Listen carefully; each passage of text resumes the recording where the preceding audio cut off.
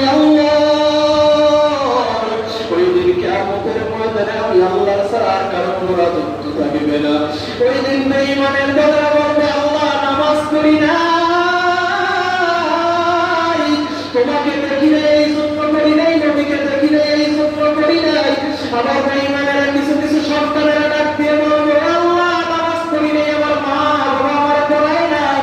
আবার কিছু সন্তানেরা ডাক দিয়ে বলবে, আল্লাহ ফজর উঠি নাই, আমার মা বাবা আমার উঠায় নাই। কিয়ামতের ময়দানে ও বাবা বন্ধুরা, তোমার সন্তান তোমাকে জাহান্নামে নেওয়ার জন্য যথেষ্ট হইবে।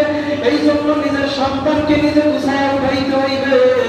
জাহান্নামের দলের যখন কথা বলবে, আল্লাহ ডাক দিয়ে বলবে, কোনো কথা হবে না। জাহান্নামের স্বাদ আর সহ্য করে যতদিন পর্যন্ত শান্তি থাকে, জাহান্নামীদের শরীরের বস্তুগুলো জোরে জোরে পড়বে।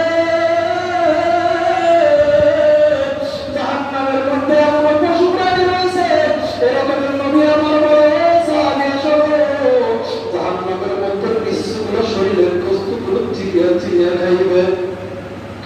জাহান্নামের মধ্যে আসামীদেরকে জাহান্নামীদেরকে তৈলের কড়ার মধ্যে ভাসবি।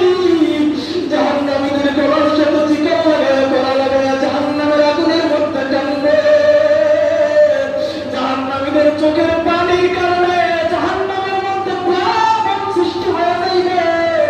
জাহান্নামীদের চোখের কারণে পুরো জাহান্নামটা ভইরা যাইবে। এরপরে আল্লাহ ডাক দিয়ে বলে, ও দুনিয়ার মানুষ, এই হচ্ছে আগুন রয়েছে, এটা পানি দ্বারা নিবানো সম্ভব নয়। এই চোখের পানি যেটা জাহান্নামে ফেলাও, এই চোখের পানি যদি দুনিয়াতে এক ফোঁটা ফেলাইতে পারতি, তাইলে আজকে কিয়ামতের ময়দানে আজকে জাহান্নামে যাওয়ার কোনো প্রয়োজন হইত না।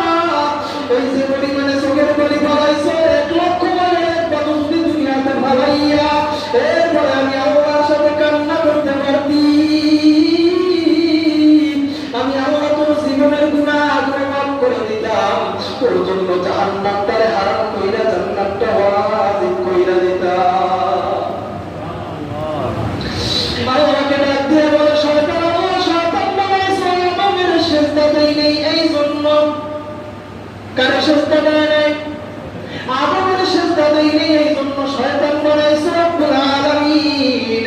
তোমার সাথে চ্যালেঞ্জ করলাম যে আদমের জন্য আমি শয়তান জাহান্নামী হয়ে গেলাম, এই আদমকে আমি শয়তান জাহান্নামে না নিয়ে ছাড়বো না। তোমার এই বান্দাকে আমি গুনাহ দিয়ে এত দাবিত করবো, তাদের শরীরের রক্তের শিরার মধ্যে ভিটা আমি